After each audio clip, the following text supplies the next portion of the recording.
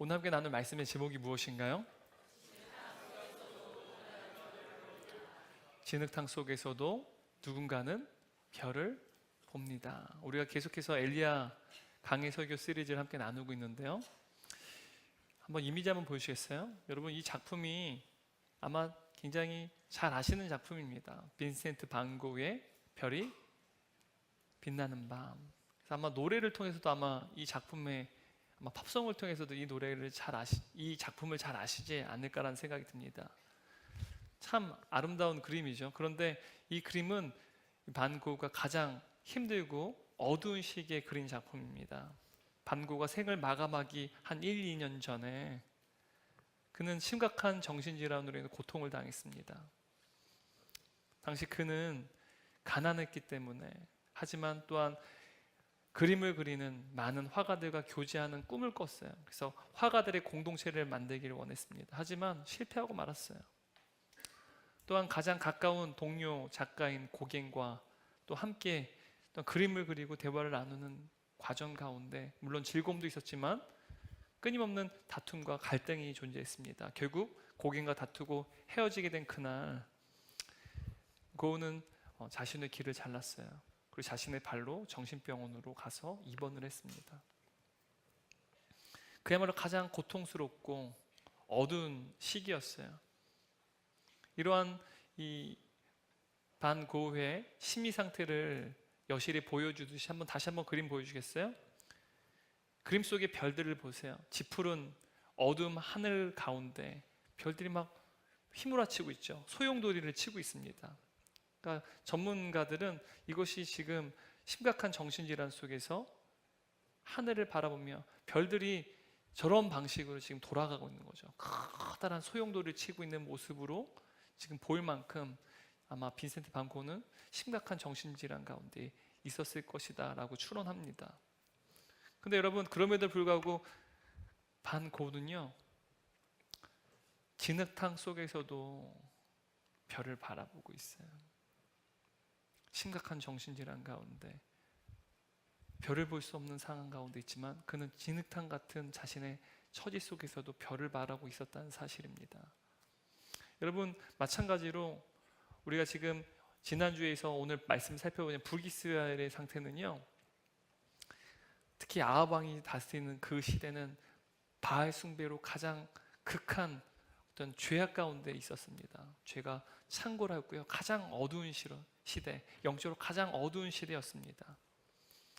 바로 북이스라엘을 어떻게 보면 건설한 여로보암의 그 죄보다, 그래서 남북 최난단, 그러니까 북이스라엘이죠, 베델과 단 지역에다가 금송아지를 세우고 제단을 만들고 이것이 하나님이다 라고 말하며 북이스라엘 백성들 하여금 하나님으로부터 떨어지게 만들었던 그 여로보암 왕의 죄보다 더 수준이 높은 죄로 인하여서 악하고 어두웠던 그 시기가 바로 아합이 다스리는 시대였다는 사실입니다.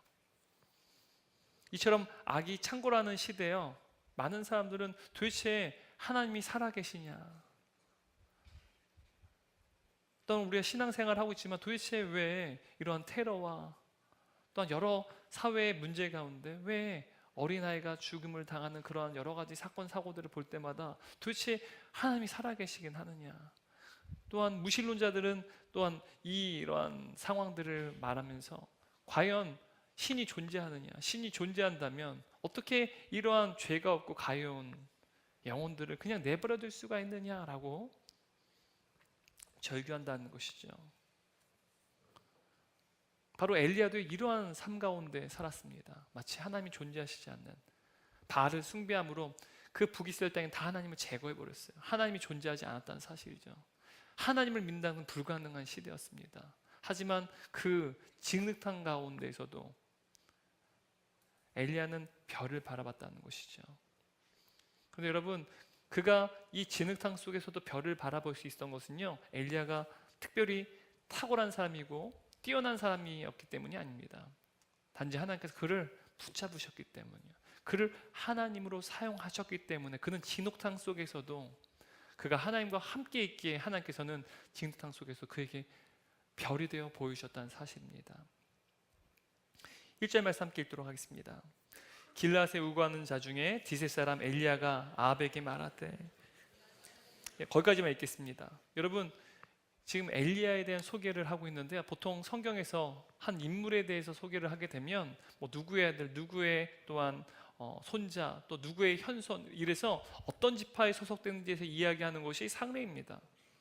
근데 여러분, 엘리야를 보게 되면요, 그 흔한 족보나 지파에 대한 언급이 아예 없어요. 그래서 학자들은 어쩌면 이 엘리야는 이 이스라엘 백성이 아닌 이방이었을지도 모른다라고 말할 만큼 그에 대한 어떤 지파에 대한 언급조차 없다는 사실이죠. 그리고 그가 태어난 곳은 디셉이라고 하는 곳이었습니다. 디셉 사람. 예수 믿기도 나사렛 사람, 나사렛 예수라고 부르지 않습니까? 사실 당시에 많은 사람들 예수님께서 나사렛 태어나고 자란 줄 알았어요. 근데 베들레헴에 태어나셨잖아요. 그러니까 디셉 사람이란 말은 디셉에서 출생한 사람이란 뜻이에요. 그런데 여러분, 학자들은 디셉이라는 지역조차도 어느 곳인지 잘 모릅니다. 그런데 디셉이라고 하는 곳이 바로 길르앗 땅에 있는 마을, 한 작은 마을이었다는 사실까지는 유추할 수 있지만 디셉이 어딘지 정확하게 알 수 없습니다. 그리고 이 엘리야가 거주하던 곳이 길르앗 땅이라는 사실 성경이 이야기하고 있어요. 한번 이미지 한번 보여주시겠어요? 길르앗은요, 저 북이스라엘 왼쪽에 보이시나요? 저 북이스라엘 오른편 요단 동편에 있는 지금 빨간색과 노란색으로 칠해져 있는 이 곳이 바로 길르앗 지역입니다. 여러분, 다시 말하면 이스라엘 가장 요단 동편에 있는 변방 지역에서 특히 또 디셉은 어느 마을인지도 잘 알지 못해요. 그런데 이러한 곳의 출신 인물이 바로 엘리야라는 사실입니다. 다시 말하면 성경이 그냥 그가 디셉 사람이었고 길앗 땅에서 거주했다는 말을 이야기하는 거 보면 그는 어떠한 사회적인 배경이나 어떠한 그가 가지고 있던 출신 성분 자체가 특별하지 않았다는 사실을 우리에게 이야기하는 거예요. 엘리야는 사회적 배경 혹은 그가 내세울 만한 배경이나 능력이나 어떤 가문에 속하지 않았던 무명의 사례였다는 사실을 성경 우리에게 분명히 말하고 있습니다. 마찬가지로 저와 여러분도 무명의 사람들이죠. 세상 가운데 사회적으로 내세울 만한 어떤 배경이 여러분 있으세요? 만약 계시다면 제가 죄송합니다. 네. 계신 분들은 제외하고 저 같은 사람들은 무명이죠. 어떤 내세울 만한 경력, 조건, 어떤 배경 이런 것들이 없으니까요. 봐도 엘리야도 저와 같은 또한 여러분과 같은 그러한 내세울 만한 일이 없는 무명의 사람이었다는 사실입니다. 그런데 여러분, 이 엘리야라는 이름을 살펴보게 되면 그 이름은 굉장히 특별한 이름이에요. 매우 드문 이름이었습니다. 이 엘리야라는 이름의 뜻은요, 여호와는 나의 하나님이시다라는 뜻입니다. 여호와는 나의 하나님. 여러분, 이게 뭐 이스라엘 백성들에게서 너무나도 뭐 평범한 이름이지 않을까라고 생각할 수 있겠지만요, 여러분, 지금 엘리야가 살고 있는 그 시대 북이스라엘은 어떻습니까? 하나님이 존재하시지 않아요. 하나님을 그 땅에서 제거해버리고 이제는 어떤 신을 숭배하고 있습니까? 바알을 숭배하고 있어요. 번영의 신을 숭배하고 있다는 사실입니다. 성공의 신을 숭배하고 있는 거예요. 그런데 여러분, 엘리야의 부모는요, 엘리야의 이름을 특별하게 지었다는 거예요. 보통 부모가 자식의 이름을 지을 때 부모는 자식에 대한 기대와 바람을 가지고 그 이름을 지어주지 않습니까? 다시 말하면 당시에는 하나님이 존재하지 않고 하나님이 지어버리고 바알을 숭배하는 그 어두운 시기였는데, 엘리야의 부모는요, 번영과 성공을 쫓는 삶을 살아가는 것이 아니라 그의 자녀가 오직 하나님을 온전히 좇는 인생이 되기를 원했다는 사실입니다. 많은 사람이 오늘날에도요, 성공과 번영을 꿈꿉니다. 뭐 특별한 커다란 성공을 원하는 건 아니더라도 그래도 뭐 안정적인 어떠한 재력, 경제력을 갖추기를 원해요. 나름대로의 크고 작은 성공들, 번영들을 꿈꾼다라는 사실이죠. 제가 뭐 제자훈련을 하고 얘기하다 보면 또 얼마 전에 또 우리 남성 순장님들과 MT를 또 다녔어요. 목요일에요. 목요일 맞나요? 6월 6일이? 네. 근데 다녀서 얘기 나누니까 다 그 말씀하세요. 직장에서 보면 직원들이 쉬는 시간 이야기 나누는 게 대부분 다 재테크라는 거예요. 투자예요, 투자. 우리가 뭐 크고 작은 어떤 어마어마한 재력을 갖추는 것이 꿈이 아니에요. 우리 아이들, 우리 가정, 또 나의 미래를 위해서 또 우리가 또한 재정적인 또한 뒷받침 필요한 건 사실이에요. 근데 여러분, 우리 자녀들 또한 이러한 삶을 또한 살아가기를 또 부모는 원하지 않습니까? 좋은 대학에 입학해서. 그리고 또한 좋은 직장에 취업하고, 그래서 또 건강한 가정을 일궈가고, 조금 시간이 지나면 지날수록 더 이전보다는 더 나은 삶을 살아가는 그러한 성공 말이죠. 우리가 뭐 너무 크거나 나쁜 성공을 원하는 것 아닙니다. 하지만 그리스도에게 있어서 성공이란 그냥 이 땅에서 잘 먹고 잘 살고 우리의 미래가 어떠한 안정을 누리는 것, 그것이 성공은 아니에요. 여러분, 그리스도에게 진정한 성공은요, 우리가 죽음 이후에도 영원한 삶, 그 영원한 삶에 있어서도 성공하는 것이 진정한 성공이라는 것이죠. 만일 영원한 삶 가운데 우리가 누리게 될 그 성공이 오늘날 우리가 살아가는 인생 가운데 누리는 성공이 아무런 관련이 없다고 한다면 그 성공은요, 아무런 가치가 없는 성공입니다. 우리가 직장생활 하는 이 일도, 또한 우리 자녀들 학업에 있는 이 일도 영원한 하나님 나라의 그 성공과 연관되지 않았다면 오늘날 우리가 살아가는 이 땅에서 수고하고 애쓰는 모든 성공은요, 아무런 가치가 없다는 사실이에요. 여러분, 그렇다면 진정 우리가 사랑하는 자녀들, 다음 세대에게 물려될 신앙의 유산이죠. 사실 답을 얘기해 버렸네. 우리가 원래는 우리 자녀들, 우리 다음 세대에게 줘야 될 진정한 유산이 뭡니까? 라고 얘기했는데 신앙의 유산이라고 제가 네, 죄송합니다. 아유. 신앙의 유산입니다. 근데 여러분 아마 동의하실 것 같아요. 여러분, 우리가 성경에 나오는 야곱을 잘 아시죠? 야곱에게는 특별한 아들이 있었어요. 요셉이라고 하는 아들이죠. 가장 사랑하는 아내인 라헬이 낳은 장남이야, 요셉. 야곱은 레아, 이제 라헬에게는 언니죠. 레아가 낳은 자식들도 있었어요. 그리고 그들의 또 자신의 아내들이 어떠한 또 이제 여종들이죠. 여종들로부터 낳은 아들도 있었어요. 근데 그 모든 아들 중에 장남처럼 생각했던, 사실 장남은 아니었어요. 그런데 요셉을 마치 장남처럼 특별하게 사랑했다는 거예요. 가장 사랑하는 아내가 낳은 아들 요셉, 얼마나 사랑인지 모릅니다. 자신의 전부로 여겼어요.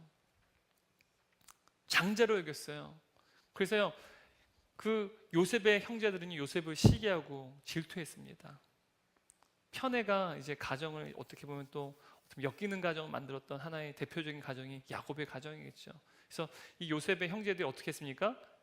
요셉을 급기야는 애굽의 노예로, 이집트의 노예로 팔아버렸어요. 여러분, 한번 요셉을 생각해 보세요.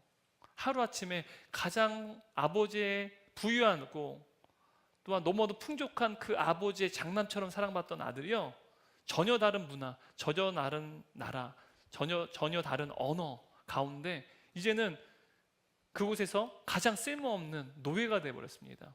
고대시대 노예는 말하는 짐승 취급받았어요. 인간이 아닌 것이죠.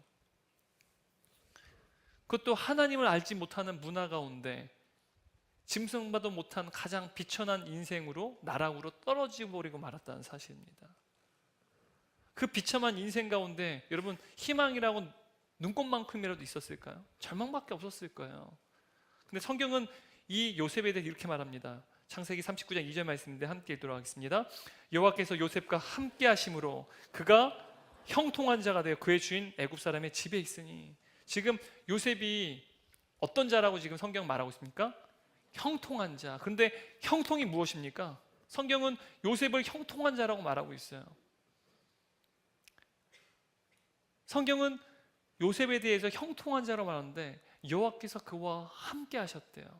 그래서 그가 형통한 자라고 말하는 거예요. 우리는요, 요셉 이야기를 들 때 노예의 신분에서 하루아침에 이집트의 총리가 되는 이러한 신분 상승을 보면서 형통, 그래서 영어 성경 NIV 성경에서는 어떤 success, succeed라고도 이야기하죠. 성공하다. 그래서 우리는 성공하게 되면 신분이 완전히 하루아침에 달라지는, 일확천금을 얻고요, 이전보다 훨씬 더 부유함을 누리는 이런 것들을 우리는 형통, 성공이라고 생각해요. 그런데 성경은요, 그렇지 않습니다. 비천할 때에도, 성공할 때에도 언제나 하나님께서 함께 하시는 삶이 곧 형통, 성공이다라는 거예요. 이 땅에서는 하나님과 함께 하는 게 성공이고, 영원한 하나님 나라에서 영원히 하나님과 함께 하는 것이 성공, 형통이라는 거예요. 근데 이 땅에서 우리가 부유함을 누리고 살더라도 그것이 하나님과 함께 동행하는 삶이 아니라고 한다면 이 영원한 형통과는 아무런 관련이 없는 거예요. 근데 요셉은 어땠어요? 하나님께서 그와 함께 하셨대요. 근데 놀랍게도요, 요셉의 아버지 야곱의 인생도 마찬가지였다는 거예요. 하나님께서 야곱과 일평생 함께 하셨어요. 창세기 28장 15절에서 함께 읽겠습니다.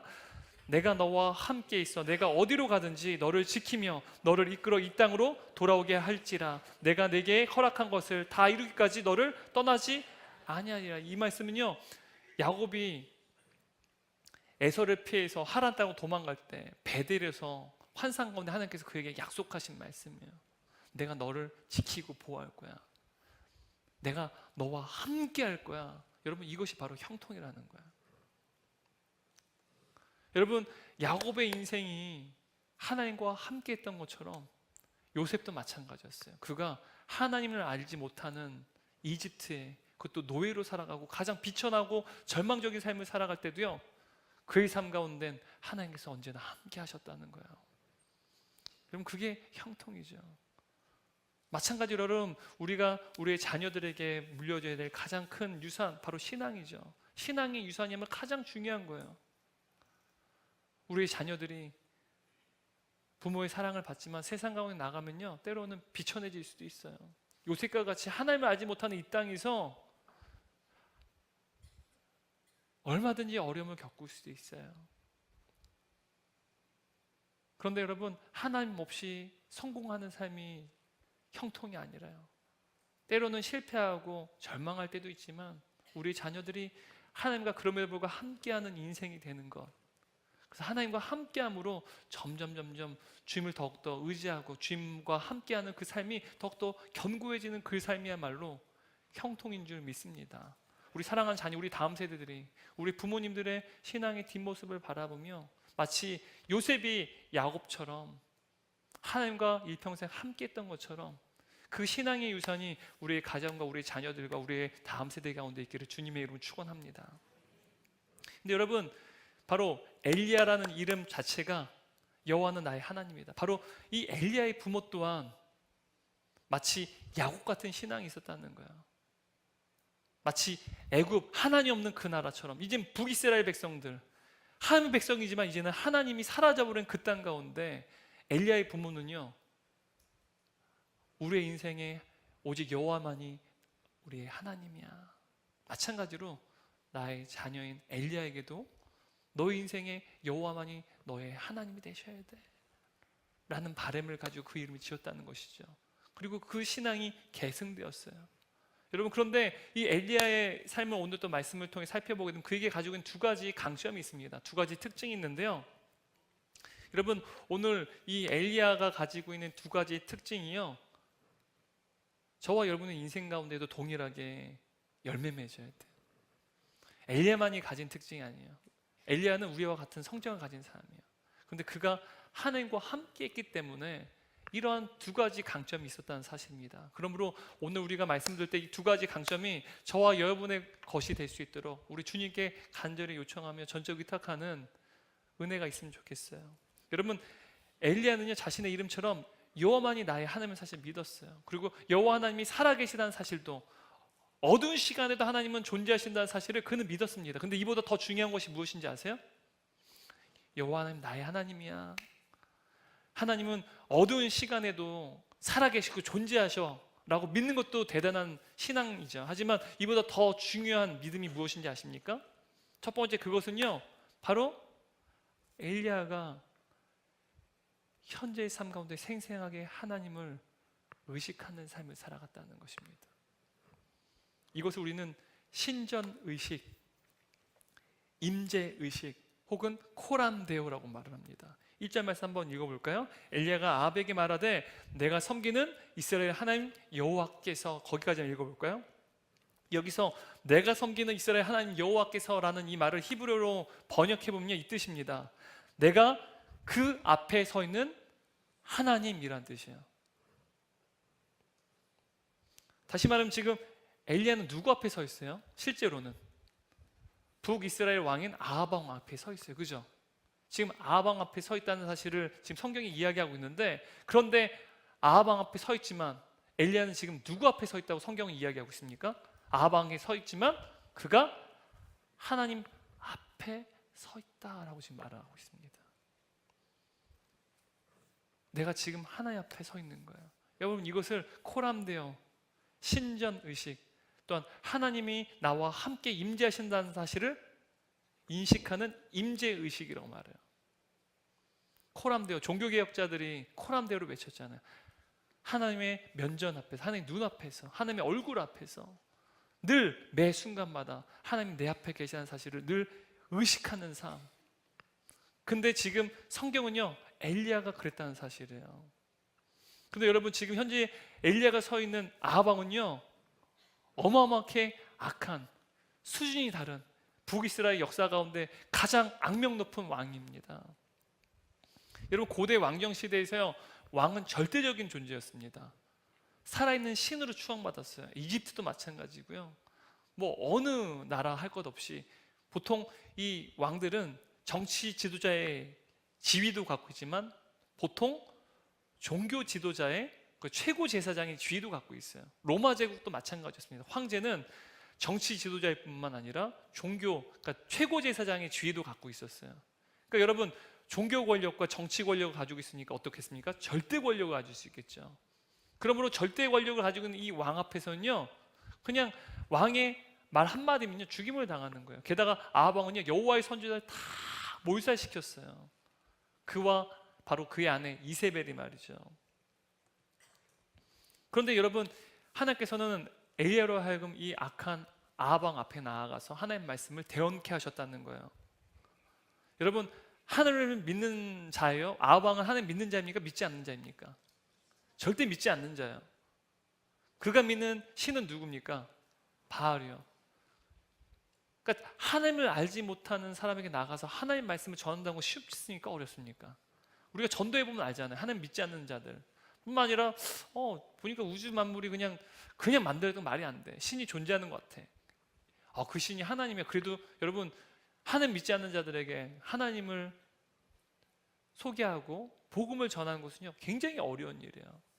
지금 하나님 믿지 않는 악한 아하방에게 나가서 하나님의 말씀을 전한다는 것은요, 너무나 어리석은 일이에요. 왜냐하면 그 앞에 나간 순간 여호와의 선지자는 어떻게 됩니까? 처형당하는 것이죠. 무엇보다도 그 인생에 하나도 이득이 되지 않는다는 거예요. 하지만 하나님께서 그에게 하나님의 선지자로서 하나님의 말씀을 대언하도록 그를 부르셨기 때문에 그는 아하방 앞에 나아갔다는 것이죠. 근데 여러분, 우리가 오해하면 안 될 것이 무엇이냐면 엘리야는요, 저와 여러분과 똑같은 연약한 사람이었다는 거예요. 야고보서 5장 10절 말씀 보게 되면 엘리야는 우리와 성정이 같은 사람이다 라고 말하고 있어요. 우리와 같이 연약한 사람이래요. 그런데 그럼에도 불구하고 이 연약한 엘리야가요, 절대 권력을 소유하고 있는 이 아하방 앞에 나아가서 주눅들지 아니하고 하나님의 말씀을 거침없이 담대히 전할 수 있었던 이유가 무엇입니까? 그는 실제 눈앞에 아하방이 있어요. 하지만 그가 의식한 사람은 아하방이 아니에요. 누구를 의식하고 있습니까? 지금 그는 살아계신 하나님을 생생하게 의식하고 있었다는 사실입니다. 다시 말하면 엘리야에게 있어서 하나님은요, 관념이 아니라 실제였다는 거예요. 우리가 신앙생활할 때 우리가 하나님 믿지만 마치 관념처럼 믿을 때가 있어요. 실제 살아계신 하나님이지만 살아계신 하나님이 아닌 것처럼 신앙생활할 때가 있다는 것이죠. 지금 엘리야는 지금 자기 앞에서 분명히 살아계신 하나님, 또한 지금 말씀하고 계시는 그 하나님을 의식하고 있었다라는 사실입니다. 그가 지금 하나님을 의식하게 되자 그는 누구를 두려워할까요? 생생하게 하나님을 의식하는 자는요, 하나님을 두려워하게 돼 있어요. 그리고 하나님을 두려워하는 자연스레 인간을 두려워하지 않게 됩니다. 생생하게 하나님을 의식하는 엘리야는요, 자연스럽게 누구를 두렵지 않았을까요? 아하방을 두려워하지 않게 되었다는 사실입니다. 여러분, 우리가요, 하나님을 두려워하면 우리는 우리의 세상이나 우리를 둘러싸는 환경이나 우리의 고난이나 사람을 두려워하지 않게 됩니다. 하지만 반대로 우리가 하나님을 의식하지 않으면 우린 반드시 사람을 두려워하게 돼 있어요. 세상을 두려워하게 됐습니다. 미래를 두려워하게 돼 있다는 사실이에요. 여러분, 염려도요, 생생하게 하나님의 임재를 경험한 자에게는 염려는 존재하지 않습니다. 하나님이 아닌 나를 숭배하고 또한 성공을 숭배하게 되면 반드시 염려할 수밖에 없는 거예요. 여러분, 그런데 저와 여러분 어떻습니까? 여러분, 이 시대는요, 무신론을 주장하는 시대예요. 온통 과학과 또 이성을 통하여서 뭐 가정이나 사회나 뭐 직장이나 또 우리 대학생들, 우리 학생들은 뭐 대학교 모든 곳에 가면 다 무신론적인 세계관입니다. 그리고 이 무신론적인 세계관의 토대는 진화론적인 세계관이 존재한다는 것이죠. 하나님이 존재하지 않아요. 우연히 모든 생물이 존재하게 됐다고 믿는, 진화가 이루어졌다는 이 시대의 세계관 속에서요, 여러분, 하나님은 살아계십니다라고 선언한 것이 쉽습니까? 어렵습니까? 쉽습니까? 어렵습니까? 어렵죠. 그래서 우리는요, 가정에서도 직장에서도 그리고 학생들은 캠퍼스에서도 하나님의 임재의식을 잃어버린 채 살아갈 때가 많다는 거예요. 오늘날 이성과 과학을 신봉하는 이 시대는요, 사회의 모든 분야에서 하나님을 제거해버렸어요. 마치 아합 왕의 시대처럼 말이죠. 하나님께서 살아계시고 하나님께서 이 온 우주 만물을 창조하셨다고 말하는 것은요, 비이성적이고 시대착오적인 것처럼 이해해요. 그래서 하나님이 살아계시는 사실을 믿고 또한 복음을 전할 때 많은 사람들은요, 때로는 우리를 조롱하기도 하고 경멸하기도 한다는 사실입니다. 이러한 시대적인 분위기 가운데 우리는 하나님 살아계십니다라고 고백하기는커녕 우리 자신이 그리스도인이라는 사실도 숨긴 채 살아간다는 것이죠. 여러분, 여러분의 가정에서 또 직장에서 캠퍼스에서 여러분이 소속된 사회 여러 분야에서 여러분이 그리스도인 사실을 드러내고 사시고 계십니까? 감사합니다. 네. 제가 제자훈련 하는데 남성반이 여성반인지는 말씀 안 드릴게요.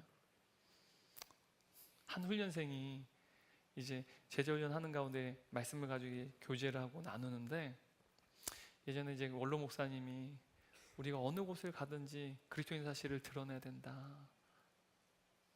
샤이 그리스도인 되면 안 된다. 샤이 크리스찬이 되면 안 된다. 언제나 우리가 그리스도인 사실 드러내야 된다. 라는 말씀을 듣고 자기가 이제 교사로 살고 있는데 하나님의 자녀라는 사실, 자신이 그리스도인 사실을 드러내기 시작했대요. 그 전까지 막 숨기고 다녔는데, 여러분, 학교에서 복음을 전할 수 없어요. 하지만 복음을 전할 수 없지만 우리 선생님은 예수님을 믿는구나, 예수 믿는 사람은 이런 부분이 다르구나라는 사실을 드러내고, 그래서 복음의 통로가 되게끔 하기 위해서 자신이 학교 선생님들에게도 학생들에게도 자신이 그리스도인이라는 사실을 드러내기 시작했대요. 그럼 그리스도인이라는 사실을 드러냈으니까요, 가르칠 때도 우리 아이들을, 학생들을 더 인격적으로 가르쳐야 돼요. 또 그리스도인이라는 사실을 드러냈기 때문에 아이들과 함께 교제를 하고 상담할 때도요, 아이들을 그들의 눈높이에, 선생님의 눈높이에 볼 뿐만 아니라 하나님의 시각으로 그 아이들을 대해줘야만 합니다. 얼마나 더 힘들어졌겠어요. 자신이 복음의 통로가 아니라 복음을 막는, 또한 그러한 장애물이 되지 않게끔 하기 위해서 얼마나 많은 애를 쓰게 되었을까요?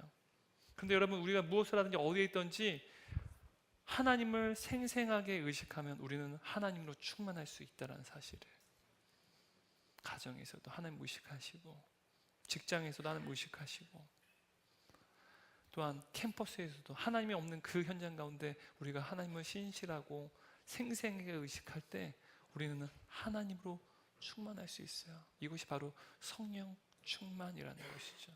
어느 곳에 있든지 살아계시는 하나님이 계시다는 사실, 나와 함께 하신다는 사실 의식하는 것, 이것이 바로 성령 충만함입니다. 여러분, 저와 여러분 모두가 엘리야와 같이 이 신전의식, 코람되어 어느 곳에 있든지 지금 살아계신 하나님을 생생하게 의식하는 그 놀라운 은혜가 있기를 주님을 축원합니다.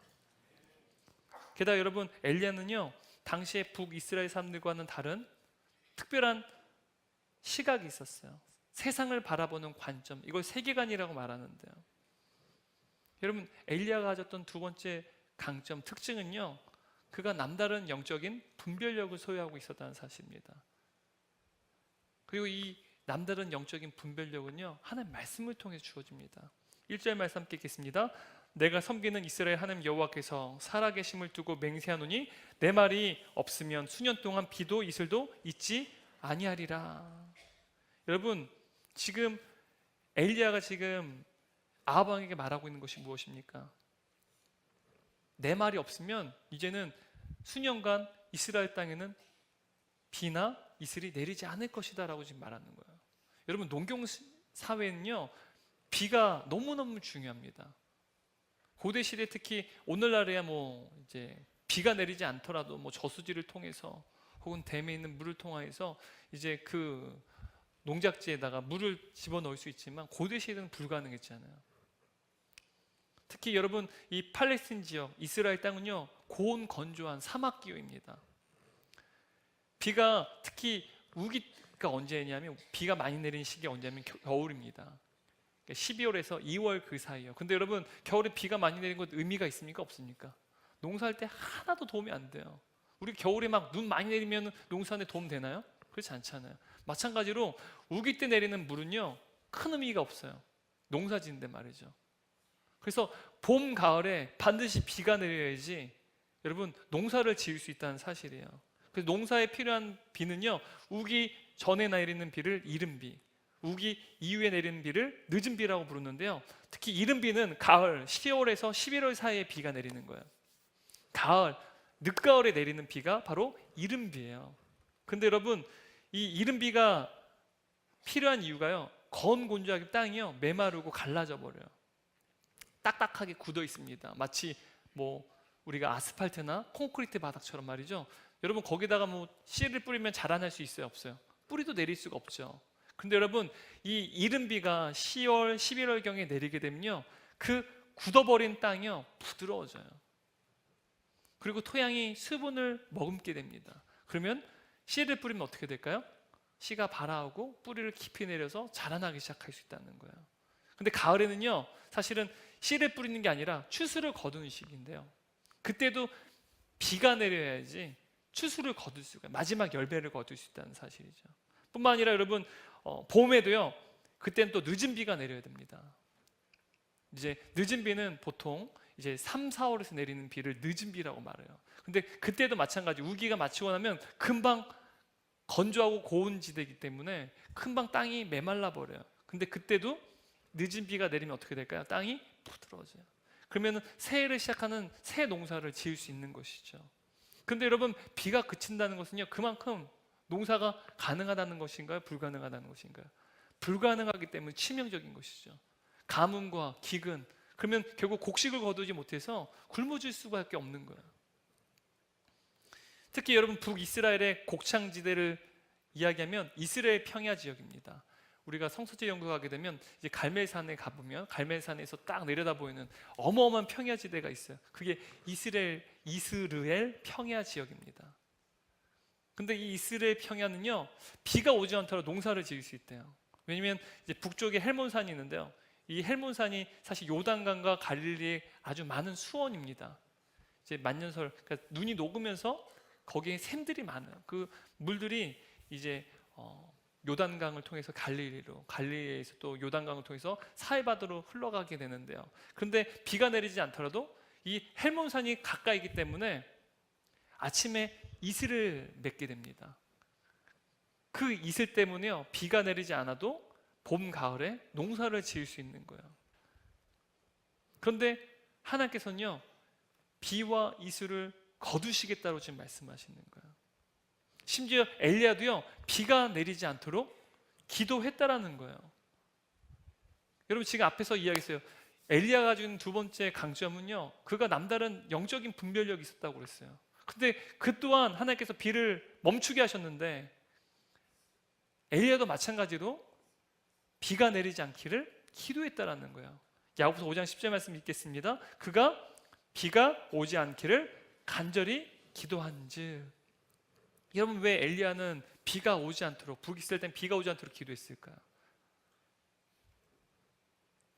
여러분 그것은요, 지금 북이스라엘은 어떤 신앙으로 지금 도배됐어요? 하나님이 지어버리고 바알 신앙이에요. 바로 바알 숭배와 관련되어 있어요.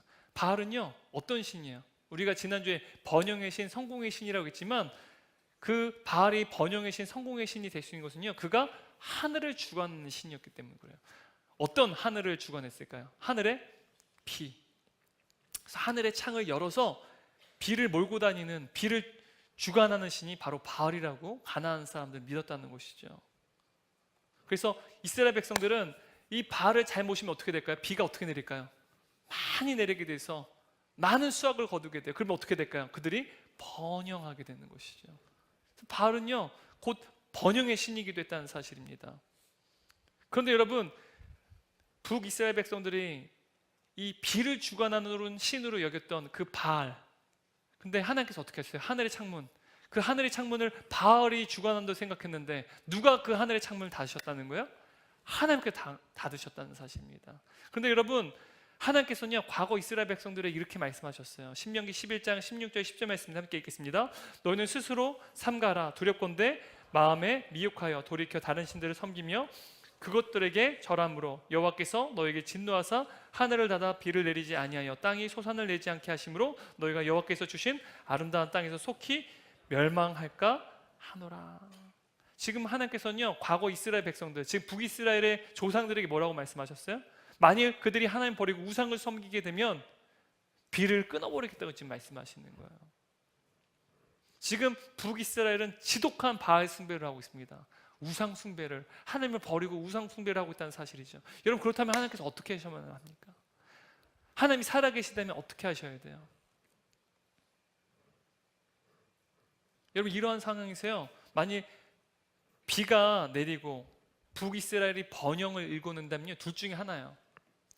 이스라엘 백성이 하나님 백성이 아니든지, 아니면 하나님께서 살아계시지 않던지, 둘 중에 하나라는 거예요. 그렇다면 여러분 하나님 살아계세요. 그럼 어떻게 하셔야 될까요? 이스라엘 백성들에게 약속하신 것처럼 하나님께서는 그들에게 비를 내리지 말으셔야만 했다는 사실이에요. 근데 여러분, 하나님 백성에게서 진짜 저주는 뭘까요? 진짜 저주요, 하나님께 버림을 받는 거예요. 다윗이 바세바를 취하고 그때 하나님께 고백하잖아요. 나를 주님 앞에서 멀리하지 마시고 주님 나를 버리지 말아라라고 기도하잖아요. 여러분, 하나님 백성에게 있어서 가장 큰 저주는요, 하나님께 버림을 받는 거예요. 하나님과 관계가 단절되는 것입니다. 여러분, 바알을 숭배하는 이러한 상황 가운데 여러분, 하나님 백성이라고 한다면 진짜 축복이 뭘까요? 번영을 일구고 성공하는 것이 아니라요, 매를 맞더라도 하나님께서 나를 다시 찾아와 주시는 거예요. 매를 맞더라도 버림을 받지 않은 것, 이게 진짜 축복이라는 사실이죠. 여러분, 북이스라엘 백성들이 하나님 백성이라면 살아계신 하나님께서 반드시 비를 그들로부터 끊으셔야만 했습니다. 약속하신 대로 말이죠. 왜냐하면 그들이 번영의 신 바알을 숭배함으로 영원히 하나님으로부터 끊어지지 않도록 하나님께서는 그들에게 비를 내시지 않도록, 그래서 가뭄을 겪고 또한 기근을 겪더라도 매를 맞아서라도 그들이 하나님께 돌아오게끔 하는 것이야말로 하나님 백성은 진정한 복이었다는 사실입니다. 여러분, 오늘날도 많은 사람들이, 여러분 제가 이름을 지금 말씀드린 그렇지만 대기업 총수 중에도 예수 믿자고 돌아가신 분 계세요. 많은 사람들이 그분의 리더십, 또한 그분의 어떠한 명예, 또한 그분의 영향력에 의해서 또한 뛰어난 리더십이라는 사실을 부인하지 않습니다. 살아생전에 얼마나 많은 사람들이 이러한 리더십을 또한 높이 우러러봤는지 몰라요. 그런데 여러분, 그가 죽을 때요, 하나님 없이 죽었어요. 근데 그가 지금 영원한 형벌 가운데, 하나님이 없는, 하나님께 버림받은 그 영원한 형벌 가운데 깨닫는 것이 무엇일까요? 내가 이 땅을 살아갈 때 사실은 번영의 감옥에 갇혀가지고 하나님이 필요가 없었고 하나님을 찾지 못했던 그 인생이 사실은 성공이 아니라 저주였구나. 번영과 부유함과 영향력과 사회적인 어떠한 지도력을 가졌다는 그 사실이 나로는 그게 커다란 상급이라고 생각했는데, 알고 보니까 그 번영의 감옥에 갇혀가지고 오히려 하나님을 찾지 않고 하나님이 필요 없는 그 삶이 지금 이 영원한 형벌을 맞이하게 됐구나. 이곳에도 하나님이 없지만 나는 내 살아있는 생존에도 하나님이 없는 삶을 살았구나. 여러분, 하나님과 함께하지 않으면, 하나님께 버림받으면 그 끝은 저주뿐이에요. 영원한 형벌이라는 사실이죠.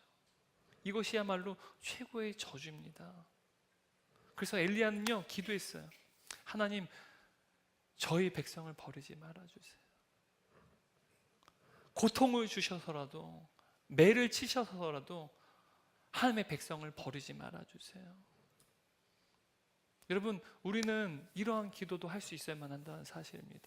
제가 교구 사역을 할 때요, 제 교구장이었던 우리 권사님이 꽤 부유하셨어요. 남편이 거의 70이 되셨는데도 은퇴하시지 않는 거예요. 그래서 은퇴하시지 않았더니 이제 사업을 하셔요. 사업에는 은퇴가 없대요. 여전히 경제력이 뒷받침되시는 거예요. 꽤 사업이 또 아직도 잘 되시는 거예요. 그래서 권사님의 기도 1순위가 뭔지 아십니까? 자녀들 다 예수 잘 믿어요. 남편만 안 믿어요. 일평생 동안 남편을 위한 기도만 하는 거예요.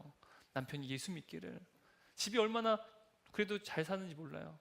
이제 강남에도 집이 있지만 추우면 또 사시는 집이 또 따로 있어요. 오고 가면서 사셔요. 그래서 이 권사님이 저한테 기도 제목이, 남편이 이제 은퇴할 시기가 됐는데 이제는 살만하기 때문에 사업이 좀 망해도 괜찮다고, 경제력을 갖추니까 이 사람이 하나님을 찾지 않는다고, 하나님께서 경제력을 일으켜 주셨으면 좋겠다고, 그래서 하나님을 찾았으면 좋겠다고, 하나님이 그의 삶 가운데 필요하다고, 하나님께 또한 그 삶을 찾아오셨으면 좋겠다고 기도를 부탁하시더라고요. 여러분, 우리 사랑하는 자녀들도 마찬가지예요. 제가 종종 이야기하지만, 너 이제 대학 시험을 봐야 되니까 이번 1년 동안 죽었다고 생각하고 주일 성수하지 마, 교회 오지 마, 교회 발도 딛지 마. 내가 1년 동안 엄마 아빠가 너를 위해서 기도 많이 할 테니까 발도 딛지 마, 예배도 드리지 마. 너희는 그냥 공부만 해. 여러분, 이렇게 우리가 대학을 가고 신앙생활을 하면 나중에 대학 가도요 쉽지가 않아요. 정말 가난한 마음으로, 여러분, 입시 그 시기에요, 우리 한 자녀랑 또 이야기를 나눴는데 지금 재수하고 있어요. 근데 주일 예배를 드리는 게 힐링이래요. 너무 입시 학원 다니는 게 너무너무 힘든데 딱 주일날 예배만 드릴 수 있어요. 예배 드리러 나오는데 이 예배 시간이 힐링이래요. 얼마나 귀한지 몰라요. 그 가난한 마음 잊지 말아라. 그 은혜를 잊지 말아라. 여러분, 우리 자녀들이요 좋은 대학을 가더라도 하나님과 끊어져 버리면요 그건 성공이 아니에요. 저주예요. 하나님, 우리 아이가 좋은 대학 가는 것보다 하나님과 동행하는 복을 누리게 해주십시오. 좋은 직장에 취업하는 것보다 하나님과 함께하는 복을 누리게 해주십시오. 우리는 기도해만 한다는 사실, 이것이 바로 엘리야의 기도였다는 사실입니다. 여러분, 하나님이 없는 축복은요 축복이 아니라 저주예요. 여러분, 아합 시대는 실제로요 하나님이 없음에도 불구하고 부국강병이 이뤘습니다. 태평성대를 이뤘었는 거예요. 아합은요 대단한 지도자였습니다. 인간적으로 볼 때요 그의 리더십은 대단했어요. 정치적으로나 외교적으로나 경제적으로나 어마어마한 부를 이루고요, 또한 외교적으로도 동맹관계를 통해서 어마어마한 또한 군사적인 이득을 취하는 왕이었다는 것입니다. 근데 엘리야가 볼 때 하나님이 없는 축복은요 축복이 아니라 저주였다는 사실이에요. 그래서 그는 하나님 앞에 기도했습니다. 하나님, 이 백성을 구원해 주십시오. 비를 내리지 않으시라도, 우리를 좀 가난하게 하실지라도 우리가 다시 하나님께 돌아가게 해주십시오. 그는 기도했다는 사실이에요. 여러분, 이것이 엘리야의 남다른 영적인 분별력이었다는 사실입니다. 여러분, 그렇다면 이토록 엘리야가 남다른 영적인 분별력을 소유할 수 있는 이유가 무엇일까요? 여러분, 사람은요 과거를 잘 잊어버려요.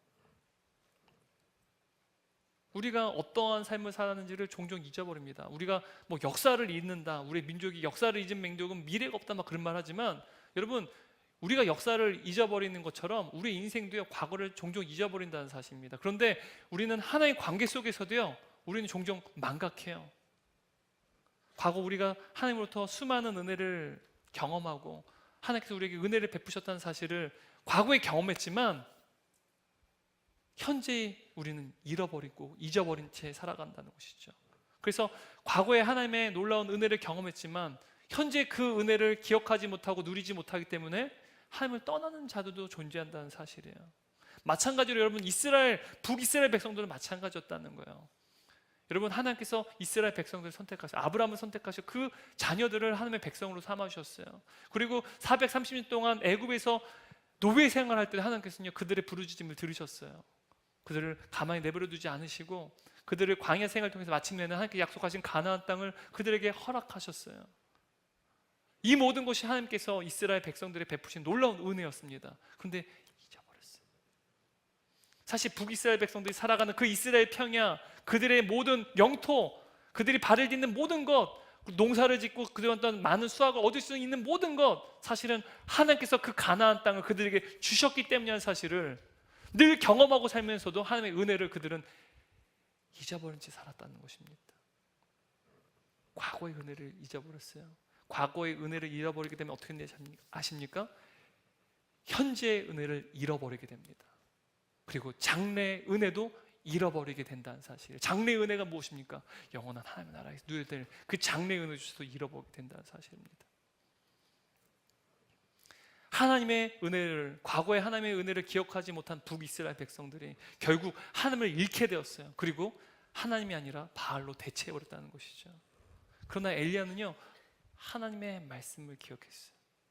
그리고 하나님의 말씀을 통해서요, 엘리야는 매 순간 하나님의 은혜를 기억했다는 거예요. 여러분, 은혜가 무엇입니까? 기독교 작가인 필립 얀시가 은혜에 대해서 이렇게 말합니다. 은혜란 받는 이에게는 값 없는 것이지만